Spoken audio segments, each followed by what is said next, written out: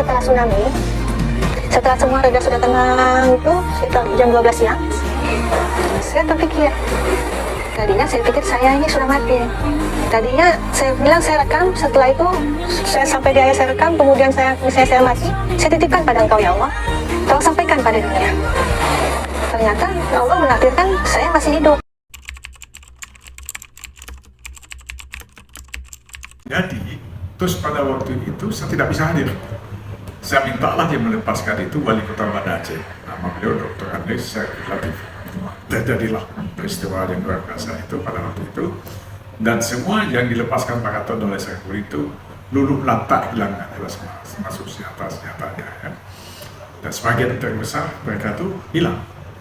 Atau sebagian itu diketemukan tapi keadaan sudah meninggal semua gitu. Jadi itu saya lihat sampai besok saya akan terkesan mungkin sepanjang hidup saya.